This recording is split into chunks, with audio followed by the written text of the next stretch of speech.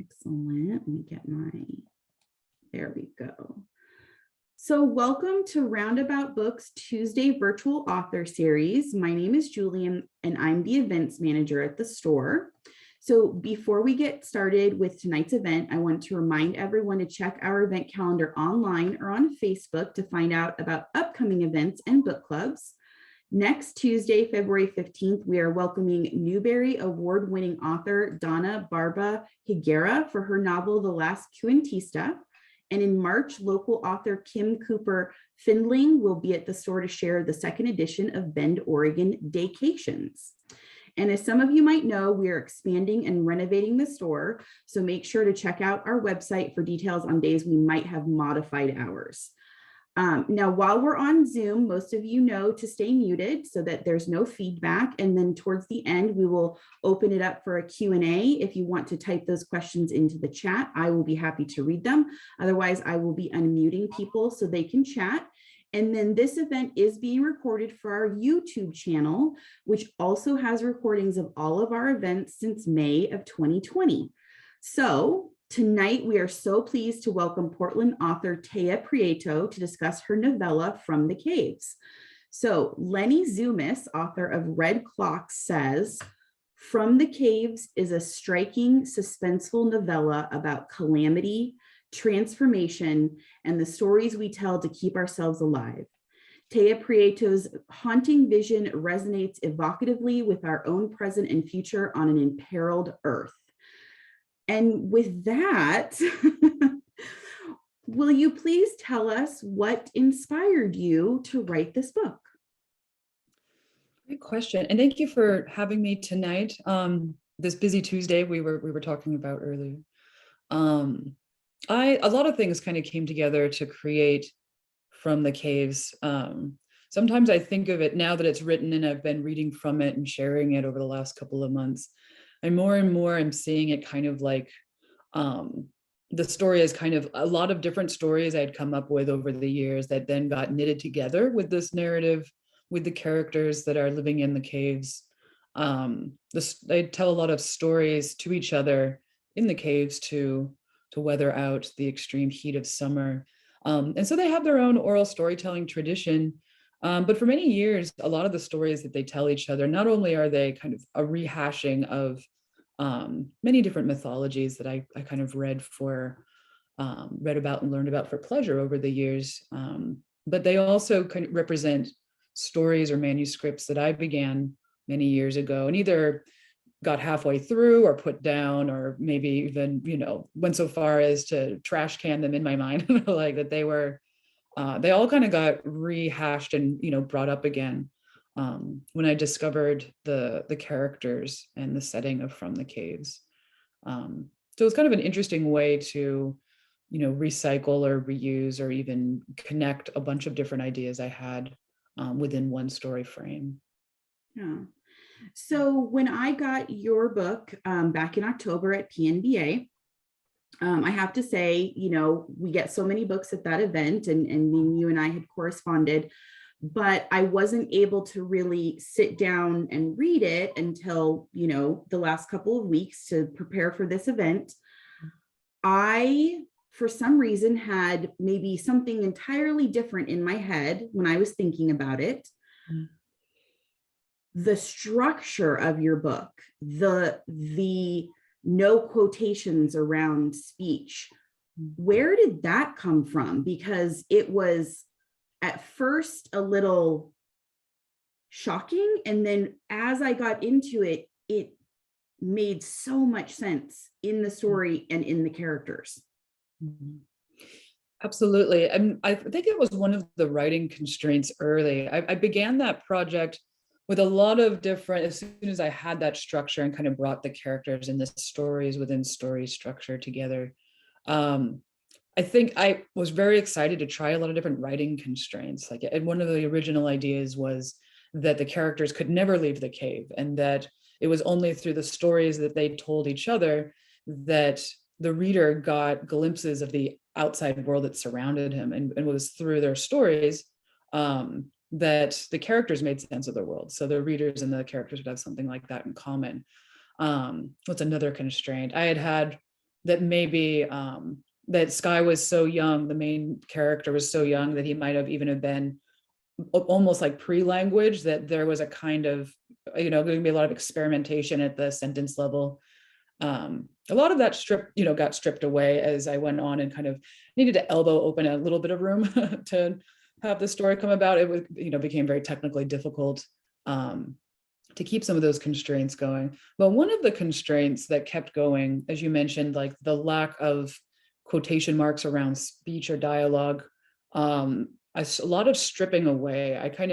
One of the early constraints was the idea that this language would be very bleak, and that because the main character, although the point of view does kind of zoom out into a third person that has a little bit more knowing, perhaps a little bit more, objectivity than Sky, it still collapses into his first person very quickly in emotional states. And so I knew that the narrative was going to be somewhat constrained by how Sky saw the world, what language was accessible to him. And so I thought that the writing at the sentence level should kind of reflect that. There was a lot of different vocabulary and language and inflection, metaphor, figurative language that I would have loved to have at my disposal for this. And there was many times while I was writing that I was like, oh, this is what I'm imagining. There's clear description, but Sky knows none of these words or concepts. And so it was kind of an interesting experiment to strip that away. And I think the result is a very stripped down punctuation wise, but also a kind of bleak kind of language, a vocabulary list from which to draw from. And I hope it makes that the words that Sky ends up finding fascinating kind of stick out as a comparison. It did, because once I got to the sections where he starts remembering words like vital and important and those things, it dawned on me that there is a sense of like a lack of description, but not, because at the same time, he's using his words and I'm still seeing it or feeling. I think the words that you used did so much more for the emotion than you have to worry about like a physical description of what's happening. And it was just interesting as an editor to be reading it and suddenly realize there's words that he doesn't know, that he doesn't understand, but then still they feel interesting in his mouth is kind of how that is, I just don't know how you did that. It was definitely difficult. And there are some times where I've been doing a lot of readings recently, which has been wonderful, but I don't know if you've ever experienced that thing where you're reading through your own work. And maybe we were mentioned it briefly with John Henry, like that it's wonderful to write and to do these things, but there's the experience of it. Sometimes you open it up and you're like, oh my gosh, there's a mistake. Like, and you just see it right there. I'm not, I'm very happy with how the manuscript came out, and it was a great experience editing with Red Hen. I think the only things I spot now are something like what we're touching on right now, where the vocabulary might slip into an awareness just a bit, but I can live with that. I feel like there is Sky's kind of self-realization throughout the book is kind of a big part of it, and so if vocabulary is to follow with that, then I can live with that. Yeah, this morning I was at the gym on the elliptical and I got to the part where he is basically now forcing other people to do things, which I don't want to give anything away, but you were saying, he is younger. There is this storyline of maybe people have been taking care of him and now they've reached a precipice of, you have to do it for yourself. And then he even says, okay, to this other person, get this done. And it was so interesting to kind of see him be like, I have to help or we're all going to die. Yeah. His transformation is very interesting. So is there a character of the four main, Sky, Ty, Teller, and Mark, that is your favorite? Favorite? That's a good question. I think it would be hard to say. I feel like I was all the characters in many different ways at different times of the writing process, mostly because while I was writing from the caves, I was processing a lot of family grief and the loss of my father. And so the kind of the story at the end of the world and the characters in it, in a lot of ways, became very archetypal, not just because of the Greek mythology, and the different Western mythologies and the Native American spiritualities, and actually, mythology spiritualities from all over the world. I was doing a lot of very fun research into many different kinds of belief systems for this manuscript. But so there can be a lot of archetypal kind of roles. And the characters and From the Caves kind of began that way, mother, child, father, leader, versus, like perhaps caretaker. And in a lot of ways, they began almost as simplistic as parts of speech.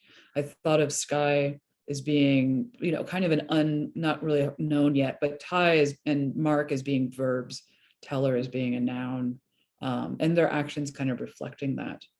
But as they began to develop, like maybe halfway on their way to becoming three-dimensional, I also thought of them as being the different stages of grief, where you have Mark as expresses anger, we have Ty sorrow, Teller as bargaining, definitely trying to make meaning. And then Sky at first is denial, like almost, like a shock and a kind of standoffish. And then later that acceptance, that transformation. And so when thinking about a favorite character, I think that it's very much looking at my own kind of progress through personal grief of like, at what point was I met with challenges of this sort and felt there was some kind of growth that took place.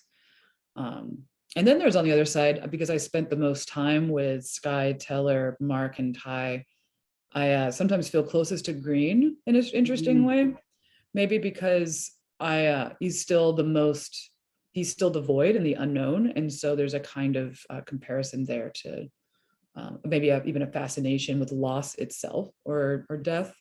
And so maybe just out of sheer curiosity, Green might be the favorite kind of fallback, because there's still a lot of questioning there about loss and what it represents, and Green kind of stands in for that. And you do see, as they each talk about him, what kind of person he must have been, right? Like he knew a lot of the stories. He was taking care, it was in a relationship with Ty, and then he wants to keep the fire going so that it will tell other people they're there. He has this sense of what we find out Sky finally realizes is hope, that thing that we all still come back to is that we hope someone will find us. So yeah, I was expecting, I guess, more of this to be like, I was still expecting a little bit more of that kind of like go out during the day and be able to get things done, but live in the caves but it's very much, the heat is there. It seems like maybe 24/7. They have no relief really from this, even in the caves. So where is the hope in here?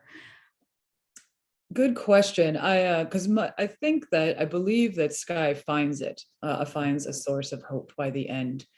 It'd be hard to put in I think that feeling of potential. Maybe another way to put it is that I tend to know how my stories are going to end before I know how they're going to begin. And I think that's because of just how I kind of consider the nature of epiphany to be, where epiphany might be the same way it might be a realization. And also in a lot of ways, I think is a destination. Like something has been happening and there's been journeying and exploring and investigating that results in a kind of moment. And then something arrives. And so a lot of times when I figure out something I want to write, I've had an epiphany. And I can't always rely on epiphanies. They're not just scattered all through my life, but but when they do happen and I come up with an idea for a story, it tends to be because I arrived at something. And so that means that if I want to write about that thing, the story by extension arrives there. That all that I end up writing is a kind of similar path of unknowing before getting to the knowing. And I found that's been very helpful kind of writing process, mostly because it used to be that I would have a flash and be like, oh, that's an inspiration. I'm going to write about that. And then I would write about it and be like, it's done. And then it didn't really much make sense to anybody or have much of an emotional impact. And so actually working as a writer towards it, as a person, as a reader, working towards it through the unknowing to get to the knowing can kind of help create that kind of epiphany through writing. And so thinking about hope at the end of this piece, I knew pretty early on in the writing process that was not going to be a very happy ending, and it wasn't going to be a very sad ending. It wasn't like everyone's definitely dead, and it wasn't like, here comes, the savior that's going to save these people. There was going to be something in between. And I think it has a lot to do with the question of what do we do here in our lives between when we're born and when we die? How do you kind of make sense of a life and a living, regardless of how much time someone has? What is that content and what does it mean, especially for these characters that are dying very young, are in a very harsh landscape? I think Skye comes to the idea that stories through, an interpersonal kind of relationship, through discovery of the world, through remembering the past, is this kind of what he calls, the kind of that living, that waking meaning, as opposed to the dark sickness, everything just kind of, glancing into nothingness, which could be the like, what you think of as the before birth and the after death kind of dark, like whatever that is. So I think that hope is in that no matter how big or large that window is that we have, there is some wonderful things that we can do for ourselves and for others. Maybe also a reason that they don't get outside of the cave too much is outside in the cave, there can be, they don't have too many resources, but there can be lots of different sources of hope in a very large world, but in their very shrunken, constrained, claustrophobic world, hope is definitely a source that they have to figure out from within or amongst themselves specifically. Yeah, definitely. So what was your process going from, whatever stage or draft of the manuscript to having it published? How did you get kind of connected with Red Hen Press? That is a kind of a funny story. I actually, I was living in the Bay Area and I was writing all these, funny little stories. And I realized that I think I was actually in the middle of working like a double shift teaching kindergarten, and there was like screaming and things were getting thrown all over the place. And I remember this moment of going, I'm going to go back to school. Like it was like, I know what I have to do. And so I got into the MFA program up here at Portland State University. And I remember that getting ready to move up there and thinking about my writing and going, oh, I'm going to be around all these impressive writers. I need to send out my work. I don't know what I thought. I thought that like, okay, I've got to have publications. This is what writers have. And I didn't have very many. And so I busily started, not knowing how the submission process at all, started busily sending out my work. And I remember Red Hen was one of them. I had a longer manuscript at the time and understandably got a rejection. I saw that writing not too long ago, a couple of weeks back, and was like, oh my gosh, like it's definitely not ready. And so working with Red Hen on this project was kind of this interesting full circle, coming from this kind of still, very new to a lot of the processes and just, the different conversations that happen between editors and writers and publishers. And so I started to I built half the manuscript for From the Caves when I was in the MFA. Half of it was a thesis project. I built the first chapters at a Tin House summer workshop a number of years back. And so that was a nice inspiration for kind of getting what it was a general outline in my mind to like start cranking out some pages. Let's make a rough draft that can then maybe slowly become a final draft. And then I started submitting to, and for anyone here tonight, or for anyone that listens to this podcast later, this in a YouTube video, that there's many different ways to get that kind of support. I realized pretty early that there's a conversation that we can have, that's maybe more traditional, like between writer and editor and publisher, but there's also the many, many conversations that are about that you're publishing your work in the strictest definition of the word. You're making it public, sharing it with neighbors in living rooms or in classrooms with family members. And as I slowly started to share it at its various stages of being complete, it became easier to do that work. In a more traditional sense, I started sending the manuscript to novel in progress contests. Those are a couple of those out there that are pretty cool. Came up as a semi-finalist for a couple of those. So that helped when I began pitching the manuscript to agents and editors. Ended up hearing back from Red Hen Press in the middle of some different conversations, but won the contest, their novella contest, and was happy to see it, go that direction. Again, mentioning there was very much it felt like a coming full circle after submitting to them once a long time ago, and then years later coming to them in a different capacity. So if you don't mind my asking, how much longer was the original? Do you remember like what it would have equaled out to page-wise? Oh, the original manuscript? Yeah. I had imagined, because it was a novel in progress contest, you mean? Yeah. I actually didn't even know this was going to be a novella until like very much towards the end. It was, I began by writing short stories about these characters, and then every short story ended up being a chapter. I was like, what is going on here?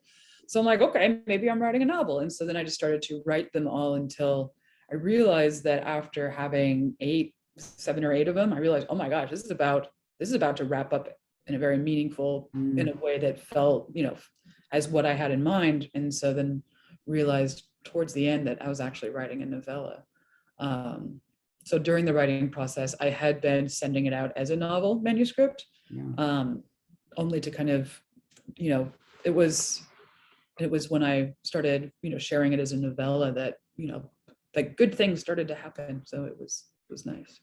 It's interesting what that, as we're talking about language, but how that can change people's perceptions. One of the books I worked on at the PSU publishing program was technically 3 novellas, but because of the way they connected, we went ahead and published it as one. But that can also change. I mean, it's amazing what that can do to affect the publication of it. But I also think sometimes people see novella and maybe don't understand that you've said everything. It's shorter, but it's no less impactful. I think of things like Brokeback Mountain is originally like a novella, and those that are just so powerful in their small package. So I wanted to ask you, and I went and looked this up online because I know some people go back and forth. Has anyone told you that it reminded them of The Inheritors? The Inheritors, when a part of my research, The Inheritors, William Golding. Yes. Yes. I did a little research with William Golding, who, also obviously wrote Lord of the Flies. And I didn't read the entire thing, but I read the opening chapters, and I remember thinking like, oh, what a fascinating way to do dialogue, because for anyone who's unfamiliar with the book, and correct me if I'm wrong, because I'm reaching back in my memory a couple of years, that it's it's basically written by a pre-language men, that's cavemen essentially, and so a lot of the language is gestures. There's a kind of I don't think there's anything spoken out loud, at least not up in the opening chapters I read. It's a lot of, this person gestured as though to say we should go over there, or this person, shrank down as though to say this is where we're camping for the night. And you end up with this really interesting written narrative, a body language that kind of progresses. And I thought that would be a really cool way to do the dialogue um, in From the Caves. Maybe it's very telling about how talkative I am, that like my character still ended up talking a whole lot. But I thought that was definitely an inspiration. Well, it's so interesting because I probably read it, gosh, in 2000, 2001 in undergrad. And so I'm not even sure how my brain remembered that. But as I was reading it, and just the way that they do talk to each other, but the way that they interact without speaking. And in the Inheritors, there is this illusion, or I mean, it might be even more definite, but that they have some sort of telepathy, that as they move from, so they're Neanderthals, and then we meet Cro-Magnon man, that we all lost that somehow, with the development of our brain, that shut off. But I felt that, especially with Sky and Ty, and maybe even a little bit with Teller, but the way the two of them interacted, and him laying on the baby to feel that, it felt very much that kind of connection without speaking. But it was so interesting because as I'm reading this, I'm like, the Inheritors, and I haven't thought about that book in years. And it gets some back and forth reviews, because of course there are people who like, I don't get this, but it is a very, like you're saying, it's such an interesting concept. And then also that, how do you tell a story without the language we know now? Yeah. So absolutely. I definitely got that. I love that makes me want to go read that book now too. Again, just to see like what maybe I've forgotten since when I read it. So one of the things I love to know from all of the authors that we talk to is, were there other books maybe just floating in your head that kind of helped inspire this? And then also, if you could let us know maybe 2 or 3 fairly recent books that you have read and loved. Absolutely. Some of the first ones that come to mind as far as From the Caves goes and being inspirational, Megan Hunter's The End We Start From is another shorter book, came out from Grove Atlantic, and a couple of years back, and it wasn't actually something that was part of my research for the project. It was a Christmas present from my sister. And it was a beautiful little book. And she was like, aren't you writing something kind of post-apocalyptic? Here's this book. And that book was lovely. It's a kind of prose poetry. You have a very poetic kind of line level expression. And it essentially follows, it begins with a woman giving birth at the end of the world. And so you end up with this life is coming in, right, as a lot of life is going out. And specifically, the world is ending because of a flood. We have, which evokes a lot of different, obviously, creation myths and different texts. But what's really interesting is how the book kind of consistently feels very human. The characters feel living and breathing. But there's also this kind of overarching sense of water as a source of creation and destruction, and the investigation of different mythologies within a very real context and characters questioning. That I found to be extremely like a very fruitful and fascinating novel, and that I was reading during the writing process. Also, there is in the acknowledgements, Megan Hunter From the Caves, or in The End We Start From, mentions a book by Penelope Farmer called Beginnings, Creation Myths of the World. And I went and picked that up, and it's only about 100 pages, and it's split up by this fascinating little survey of creation myths and different stories from different cultures around the world. Oh my gosh, I probably, every time I sit down to read a couple pages of it, I end up reading the whole thing in one sit down. Like, it's just fascinating. And what it essentially is, like maybe 5-6 chapters. One is, how the world was created to origins, the first man, first woman, Right. first food, first, crops, first, the seasons, like all of these different things that human beings have been experiencing for a long time, and this natural phenomena that spiritualities, understandings, and different belief systems work around. And each chapter just had like maybe a little paragraph, maybe a page, maybe a couple lines from dozens of different belief systems, all kind of just listed. And the going through them and seeing the similarities, oh my gosh, that was super inspirational, and just so fascinating to read. And then, after reading it, wanting to write about the connections, a lot of the oral traditions within From the Caves are those different story elements from that book that I then kind of collage together.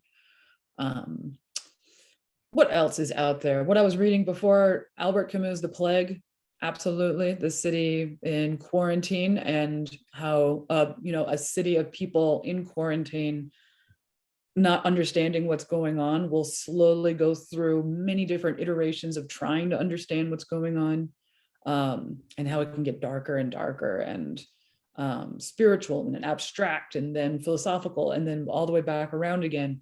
That was a very interesting book. In terms of things I'm reading right now, I'm reading a lot of Octavia Butler. Oh, I've been, excellent. yes, a lot of the parables and Pattern Master. I've been kind of going through those pretty quickly. Fascinating. And what else? I'm getting ready to, I was reading, I think it's Juhea. I'm forgetting her name right now. She was one of the other debut authors at Pacific Northwest Book Association. She wrote Beasts of a Little Land. Oh, And, yeah. mhm, Oh, wait. It's literally on the bookshelf behind me, but well, yeah, Juhea Kim. That yes, cover is gorgeous too. it's gorgeous. And so I got to, when we were at the Pacific Northwest Book Association, 10 different debut authors got to get up and share their work to a lot of booksellers, eat breakfast, and I got to luckily pick up a bunch of books by all of these writers. And so I've got a whole little stack I'm still going through, but Beasts of a Little Land, I enjoyed that one recently.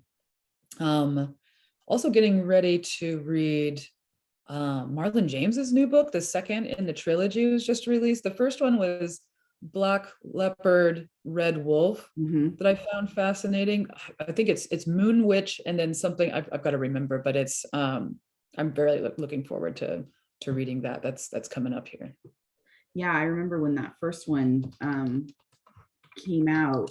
Here, let me see if I can pull up the title. Sorry, and he's now won like a Booker, and yeah, Moon Witch, Spider King. I knew it there was. you go. Yeah, and again, just gorgeous covers too. So hold on, I just blanked on something else I was going to say to you, and I have forgotten. So I wanted to open it up to see if John wanted to ask any questions or comments for our author, and I will remember what I was going to say. It will come back to me. There are so many books. PNBA was a really wonderful experience, just to have so many new authors to hear from and find out about, and find out how many were local to Oregon and that kind of a thing. So you are a teacher now, again, at PSU and at Portland Community College, is that right? That's right. Went from teaching down in the Bay Area with children. Now I'm up here teaching adults. I am teaching creative writing and academic writing, and also some nonfiction here and there. Been enjoying it. It's nice being part of writing communities on a regular basis, and especially creative writing communities that between Portland State University and the community colleges.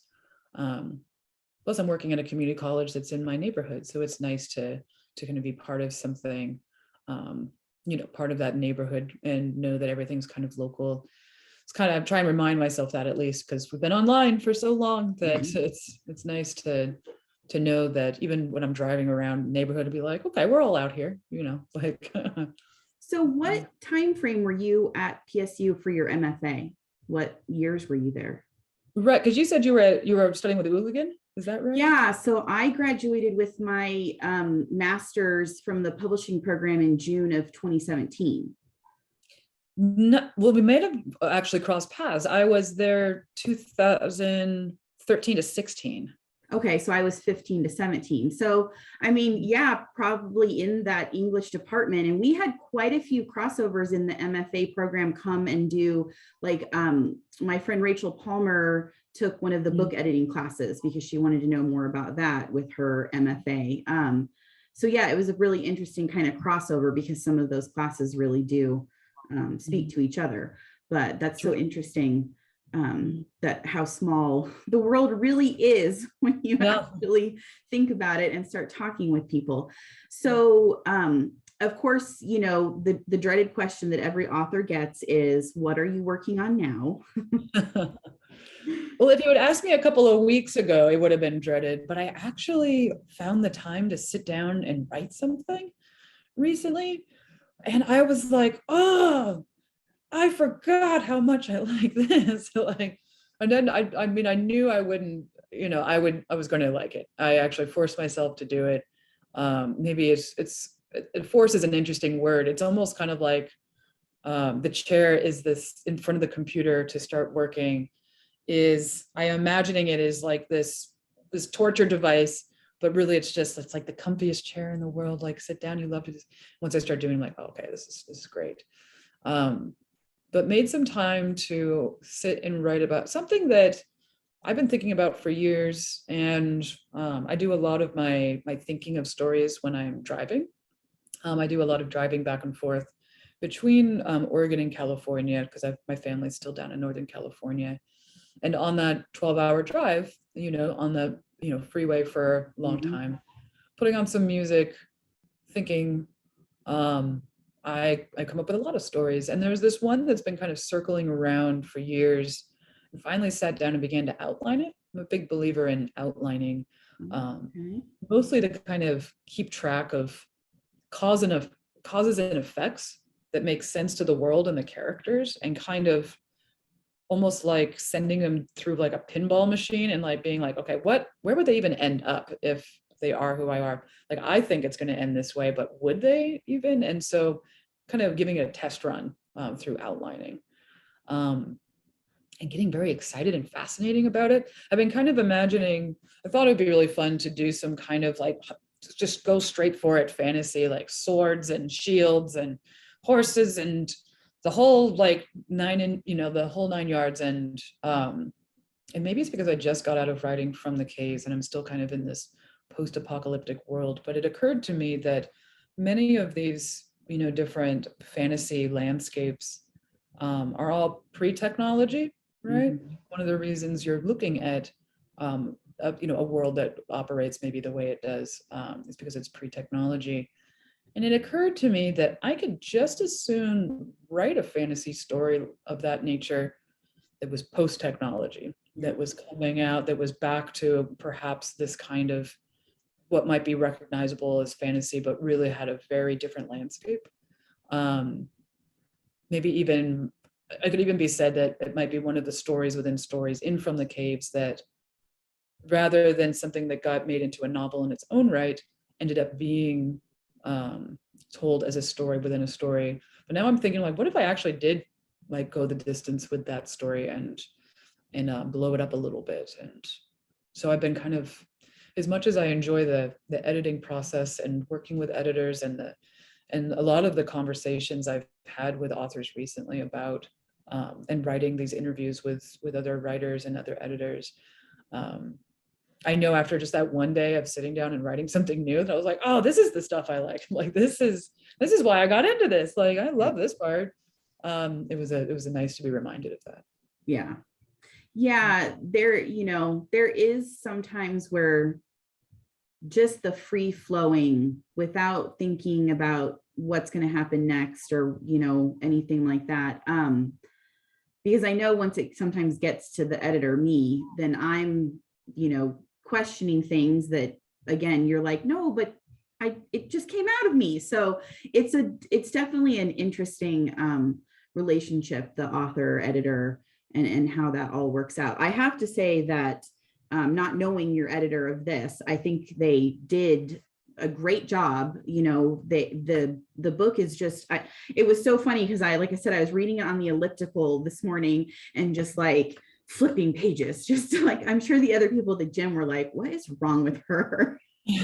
But she's on the elliptical and she's just like going through this book. So I very much enjoyed it. And like what I was saying with the novella, I kind of like that it's, you know, it's a little shorter. You get to the end and you remember what happened and can kind of, and it's funny you say a post-apocalyptic, because I feel like that word, that genre has gotten kind of, I don't want to say muddled, but people think of one thing. And this brought me back again to, instead of,